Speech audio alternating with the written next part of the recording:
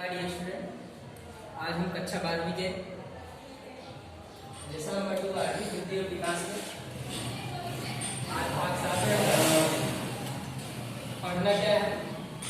हमें पढ़ना है जीवन के भौतिक गुणों का अंश के घटक। स्टूडेंट, इसके पहले हम पढ़ने से पहले याद दिला दें कि जीवन का भौतिक गुणवत्तांक होता क्या, आप पढ़ चुके हैं। आज हम इसके कौन कौन से घटक हैं उसके बारे में पढ़ेंगे।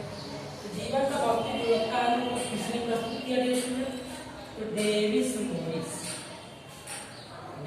मोरिस नाम के एक अर्थशास्त्री हैं, उन्होंने जीवन के भौतिक गुणवत्तांक को प्रस्तुत किया था।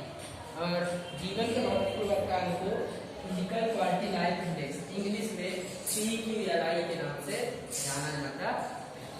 हम बात करेंगे स्टूडेंट कि इसके अंदर किन किन चीजों का समावेश होता है। तो शिक्षा का अनुपात, पहले बात कर लेते हैं कि साक्षरता क्या होती है। पहले बात कर लेते हैं साक्षरता क्या होती है। तो कोई ऐसा व्यक्ति जो किसी एक मैं उम्र पे नहीं जाऊंगा, क्योंकि आपको नॉर्मली पर उम्र पे जब परिभाषा पढ़ेंगे तो वो हम बाद में देखेंगे, लेकिन आप एक नॉर्मली परिभाषा साक्षरता की ले लीजिए। यूनाइटेड नेशन के द्वारा दी गई है साक्षरता है क्या। UNDP ने इसकी परिभाषा दी है कि कोई भी व्यक्ति चाहे वो छोटा बच्चा हो, 5 साल की उम्र से लेकर कोई भी व्यक्ति चाहे जो भी हो, वो कोई एक भाषा लिपि को पढ़ सकता है, उसको समझ सकता है। कोई भी भाषा हो सकती है, कोई जरूर नहीं हिंदी इंग्लिश कुछ भी, कोई एक भाषा, चाहे उसको मातृभाषा भी, उसको पढ़ सकता है, लिख सकता है, समझ सकता है, उसी को हम साक्षर कहेंगे। ठीक है स्टूडेंट, साक्षर किसे कहेंगे? कोई ऐसा व्यक्ति या 5 साल की उम्र का कोई ऐसा बालक या कोई ऐसा व्यक्ति जो अपनी मातृभाषा मतलब जो बोलते हैं, जो शुरू से घर में सिखाया है, तो वो बोल सकता है, लिख सकता है, पढ़ सकता है, समझ सकता है, उसे हम साक्षर गिनेंगे। वो क्या है? साक्षर है, यानी उसको कोई एक पार्टिकुलर भाषा पढ़ने आती है। हम बात करेंगे यहाँ पर शिक्षा के अनुपात की। शिक्षा का अनुपात होता क्या है स्टूडेंट? तो देश में कितने लोग साक्षर हैं, कितने लोग पढ़े लिखे हैं। कहने का मतलब है कि शिक्षित जनसंख्या, शिक्षित जनसंख्या। शिक्षित जनसंख्या का मतलब है कि देश में कितने लोग एक किसी भाषा को पढ़ सकते हैं, लिख सकते हैं, समझ सकते हैं। तो शिक्षा का अनुपात का मतलब है देश में शिक्षित जनसंख्या के बारे में बात कर रहा है। यानी पहला घटक क्या हो गया? पहला घटक हो गया आपका देश में शिक्षित जनसंख्या कितनी है, उसके अनुपात। देश में शिक्षित जनसंख्या कितनी है उसका अनुपात है पहला घटक। पहला घटक आपको समझ में आया होगा। हम बात करते हैं दूसरे घटक की, अपेक्षित आयु। अपेक्षित का मतलब आप किसी से आशा रखते हैं, अपेक्षा रखते हैं, इस शब्द का ये मतलब होता है। इसके अपेक्षित का टर्मिनोलॉजी है कि आप किसी से अपेक्षा रखते हैं, आशा रखते हैं।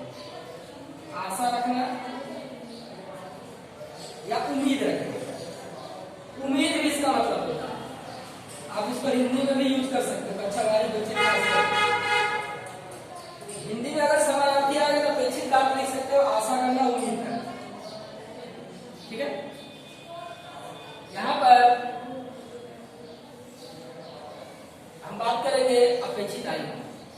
अपेक्षित आयु है तो बालक जब जन्म लेता है उस समय वो कितने वर्ष तक जिएगा। बालक जब जन्म लेता है उस समय वो कितने वर्ष तक जिएगा, या उसका जीवन काल कितने वर्ष का होगा, ऐसा अनुमान लगाया जाता है। ध्यान दीजिएगा, अपेक्षा में यहाँ पर अनुमान लगाया जाता है।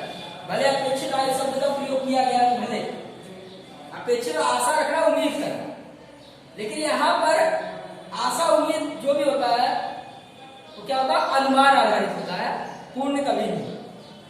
तो बालक जब जन्म लेता है, जन्म के समय से कितने वर्ष तक अपने जीवन को जिएगा, ऐसी अपेक्षा रखी जाती है, उसी को हम अपेक्षित आयु कहते हैं। Student, physical quality life index का दूसरा घटक है। अब बात करते हैं बाल मृत्यु दर। तीसरा घटक क्या है? बाल मृत्यु दर। बात करते हैं कि जीवित जन्मे 1000 बच्चों की तुलना में 1 वर्ष की आयु को जो बालक पूर्ण नहीं करता उसके पहले उसकी मृत्यु हो जाती है। कहने को तो मैं आपको मैथमेटिकली भाषा में बताता हूँ कि मान लीजिए कि आज के दिन, आज डेट है 6 अगस्त, 6 अगस्त के दिन 1000 बच्चों ने जन्म लिया और अगले साल तक 5 अगस्त के पहले जितने बच्चे की मृत्यु हो जाए। कहने का मतलब है कि अगर अगले साल तक 12 बच्चों की मृत्यु हो गई तो वो 12 क्या हो गया? वो उस साल की बाल मृत्यु दर हो गई। ध्यान दीजिए, प्रत्येक देश का बाल मृत्यु दर समय समय पर बदलता है। उसके बहुत सारे कारण, स्वास्थ्य कारण है, बालक किस माहौल में रहता है, वो सारे कारण उसके अंदर गिने जाते हैं। तो अब हम डेफिनेशन पे आते हैं। ये आपको समझ में आया वो उम्मीद करता है। डेफिनेशन क्या है बाल मृत्यु दर की? तो सुनिए, 1 वर्ष में जन्म लेने वाले प्रति 1000 बच्चों की तुलना में अगले 1 साल के अंदर मृत्यु पाने वाले बच्चों की संख्या बाल मृत्यु दर कहते हैं। एक परिभाषा ये हो गई, क्योंकि जन्म लेने के बाद अगला 1 साल के बाद ही गिना जाएगा। और आपको बुक में जो डेफिनेशन दिया है वो किस प्रकार का, मैं आपको बताता हूँ। तो देखिए, जीवित जन्मे प्रति 1000 बच्चों में से 1 वर्ष की आयु को पूर्ण किए बिना मृत्यु पाने वाले बालकों की संख्या को बाल मृत्यु दर कहते हैं। यहाँ पे डेफिनेशन ऐसा है। आप परिभाषा को जरूरी किताब से लिखो, आप अपने हिसाब से उसको सेट कर सकते हैं। उम्मीद है स्टूडेंट आपके 3 घटक समझ में आए होंगे।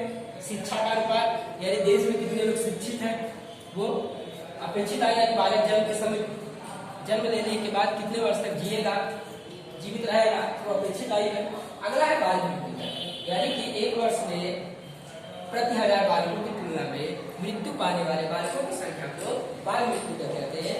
ये 3 घटक है फिजिकल क्वालिटी लाइफ इंडेक्स के। चलिए स्टूडेंट, अब आगे हम बात करते हैं। बात करते हैं कि ये 3 बातें क्यों, कहने का मतलब है ये 3 चीजें क्यों समाहित की गई, और भी चीजें इसके अंदर आनी चाहिए। ठीक है, तो अब पहला रीजन ये है कि ये 3 बातें इसलिए क्योंकि इन तीनों चीजों का आंकड़ा कोई भी देश आसानी से निकाल सकता है। इन तीनों चीजों का आंकड़ा कोई भी देश आसानी से निकाल सकता है। कहने का मतलब है इस समय भारत में जो साक्षरता दर है वो 74 से 75% है। पुरुषों में 84, महिलाओं में कम। ठीक है, अपेक्षित आयु जो है भारत में वो 64 वर्ष थी पिछले जनगणना में, और अभी 69 करीब है। अपेक्षित आयु में औसत आयु शब्द का प्रयोग कर रहा हूं। कहने का मतलब है औसत आयु पूरे देश की निकाली जाती है। बाल मृत्यु दर 2009 का आंकड़ा कहा जाए तो बाल मृत्यु दर भारत में 25 थी। उसके पहले तो 49 थी, लेकिन धीरे धीरे कमी आ गई। 3 बातें क्यों? क्योंकि इन तीनों का आंकड़ा आसानी से उपलब्ध होता है किसी देश के पास, पहला कारण ये। दूसरा है ये 3 चीजें प्रयास नहीं है, परिणाम है। यानी कोई देश कितना मेहनत कर रहा है इन चीजों पे, वो इनका आंकड़ा क्या करता है, धीरे धीरे बदलते रहता है। शिक्षा के क्षेत्र में कोई देश खर्च करता है तो वहां पर शिक्षा का अनुपात बढ़ता है। स्वास्थ्य के क्षेत्र में खर्च करेगा तो अपेक्षित आयु बढ़ेगी। और यहाँ पर स्वास्थ्य से ये दोनों रिलेटेड है, स्वास्थ्य से दोनों चीजें रिलेटेड। आप देख सकते हैं बहुत सारी योजनाएं भारत सरकार द्वारा लाई गई हैं। कहने का मतलब है कि खास करके सबला योजना है, उज्ज्वला योजना है, ढेर सारी योजनाएं हैं जो स्वास्थ्य, अब उज्ज्वला योजना स्वास्थ्य से कैसे रिलेटेड है, ये भी क्वेश्चन होगा। क्या होता है, ग्रामीण क्षेत्रों में लकड़ी का यूज ज्यादा होता है, उससे पोल्यूशन होगा और उनके स्वास्थ्य को नुकसान होता है, इसलिए इसको हम स्वास्थ्य से जोड़कर देखते हैं। अब दो बातें हो गई, पहला कि सभी देश आसानी से आंकड़ा निकाल सकते हैं, दूसरा यह हो गया कि ये प्रयास के बाद इसका परिणाम दिखाई देता है।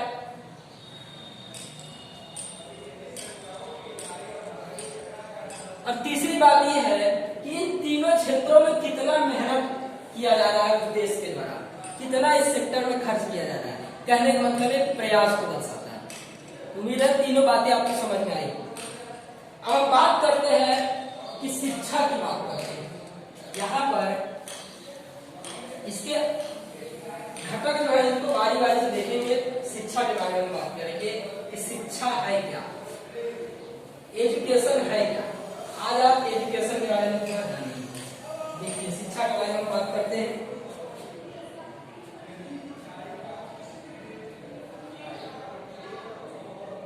शिक्षा, मैं किताब पे नहीं जाऊंगा, किताब में लिखा हुआ आपको पढ़ना है।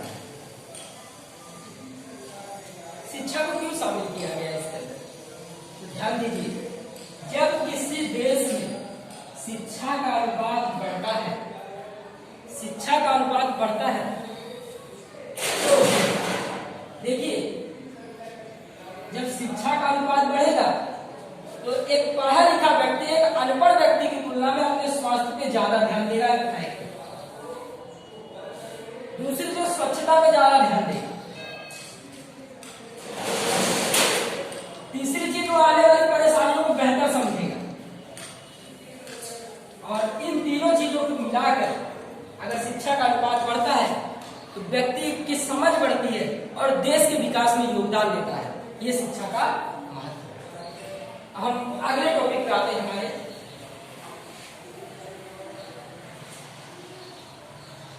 हमारा अगला टॉपिक है आयु। आयु कैसे बढ़ेगी, अगर आप थोड़ा सा भी दिमाग चलाए तो आपको पता चल जाएगा आयु कैसे बढ़ेगी। देखिए शिक्षा अगर बढ़ेगी तो आयु बढ़ेगी, क्योंकि व्यक्ति अपने स्वास्थ्य पर, स्वच्छता पर ध्यान देगा, साथ साथ वो आने वाली परेशानियों को समझने का प्रयास करें।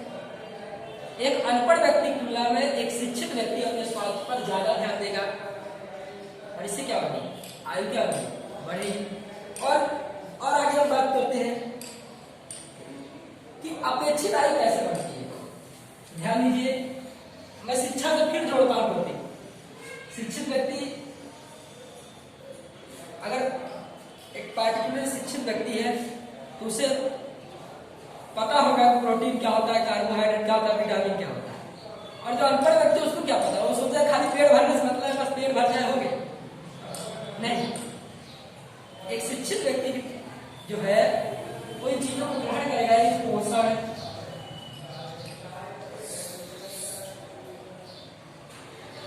साफ सफाई,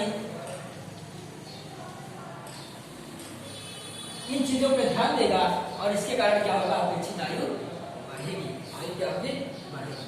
अब बात करते हैं बाल मृत्यु दर को कैसे हम कम कर सकते हैं। गेस्ट पे ध्यान दीजिए, बाल मृत्यु दर कैसे कम होगा।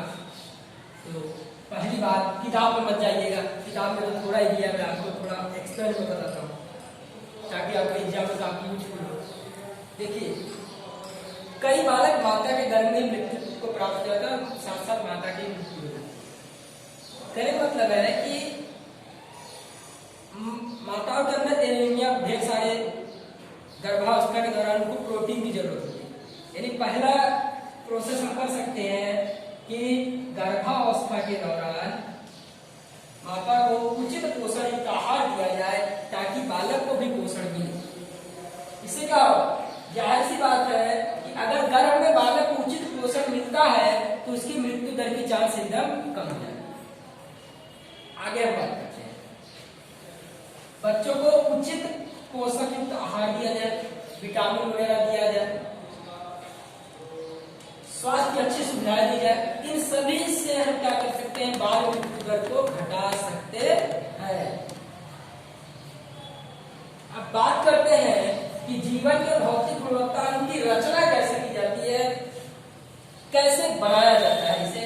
बस ये आपका लास्ट टॉपिक होगा, जीवन के भौतिक गुणवत्ता अंक की रचना। आपने पढ़ा, उसके घटक पढ़े, ठीक है। इसकी रचना कैसे होती है तो ध्यान दीजिए, यहाँ पर शिक्षा, आयु और बाल मृत्यु दर 100 भी लिया जाता है। शिक्षा, आयु और बाल मृत्यु दर, बाल मृत्यु दर को 100 नंबर दिया जाता है। कहने का मतलब ये आपके एग्जाम में 3 क्वेश्चन आया है और एक क्वेश्चन है 100 नंबर। कहने का मतलब है कि शिक्षा, आयु और बाल मृत्यु दर को कितना भाग मान लेते हैं, 100 मान लेते हैं। कहने का मतलब है कि अगर आपके एग्जाम में 3 क्वेश्चन आया तो 100 नंबर है। कहने का मतलब है कि शिक्षा, आयु और बाल मृत्यु दर को कितना गिन लेते हैं, शिक्षा, आयु और बाल मृत्यु दर को कितना गिन लेते हैं, 100 गिन लेते हैं। पहली संरचना ऐसे होती है।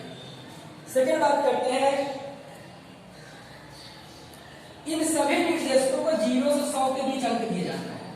0 से 100 के बीच में अंक दिया जाता है, यानी वही चीजें जो ऊपर आई, यानी तीनों जोड़ के 100 बना देते हैं, तो 0 से 100 के बीच में क्या दिया जाता है, अंक दिया जाता है। दूसरा नंबर ये हो गया। अब तीसरे की बात करते हैं। तीसरा घटक क्या है, इन तीनों बातों को देश को प्राप्त अंकों का योग होता है, यानी किस देश को इन तीनों को जोड़कर कितना अंक प्राप्त हुआ है, देश को प्राप्त अंक। इन तीनों को जोड़कर किसी देश को कितना अंक प्राप्त होगा, अभी इसको बाद में डिस्कस करूंगा, इसका भी डिस्कस नहीं करना है। बात करते हैं कि कितने घटकों को शामिल किया गया, 3 घटकों को, तो उस जो परिणाम प्राप्त होता है उसको हम 3 से भाग देते हैं। कितने से, उसको हम 3 से भाग देते हैं, क्योंकि औसत निकालना है ना, तीनों है ना। और जो अंक प्राप्त होता है, भौतिक गुणवत्ता अंक होता है, भौतिक गुणवत्ता अंक होता है। चलिए मैथमेटिक्स में देखिए, शिक्षा, आयु, बाल मृत्यु दर को 100 गिनते हैं, 0 से 100 के बीच अंक दर्शाया जाता है। देखिए, अब मैं किसी एक देश का, मैं 2-3 देशों का निकाल देता हूँ। चलिए, मैं यहाँ पे 2-3 देशों का आपको निकाल के बताता हूँ। चलिए, मैं ले लेता हूँ इंडिया, यहाँ पे मैं ले लेता हूँ नेपाल, यहाँ पे ले लेता हूँ श्रीलंका। चलिए, हम तीनों देशों का निकालते हैं भट्टी की वजह। कैसे निकालेंगे, मान लीजिए कि भारत को शिक्षा में भारत को मिले 25 अंक। कितने, 25। और बाल शिक्षा में और आयु, शिक्षा में 25, आयु में 20 और बाल मृत्यु दर में 10 अंक भारत को मिले। कितने मिले हैं, 25, 20 और 10। 25, 20 और 10 कितना होगा, 45। 45 प्लस 10 कितना होगा, 55। उसको 3 से भाग दे दो। मान लीजिए आप इसको 3 से भाग दोगे तो आपका जो आंसर आएगा 17, 15 जो भी है, भारत का 17 हो गया। इसी प्रकार से नेपाल का जोड़ लीजिए, 24, 24 और 30। 24 और 48 और 30 कितना हो गया, 78। 3 से भाग दीजिए, जो भी आया 18, 17 जो भी आया आपका। इस प्रकार से आप उसको निकाल सकते हैं, यानी तीनों को जोड़ दीजिए और 3 से भाग दीजिए। एक बार फिर से देख लीजिए, शिक्षा, आयु, बाल मृत्यु दर, 3 चीजें 100 भाग लिया जाता है। शिक्षा में कितना मिला, आयु में कितना मिला, बाल मृत्यु दर में कितना मिला, उन तीनों को जोड़ के 3 से भाग दे देते हैं तो पी की लड़ाई निकल जाता है। आपके क्वेश्चन अगर आपको 2 नंबर में पूछेगा, जीवन की भौतिक गुणवत्ता की रचना कैसे होती है, उसका स्टूडेंट। उम्मीद है आपको समझ में आएगा। अब हम इसकी महत्वपूर्ण बातों को कल देखेंगे। Thank you very much.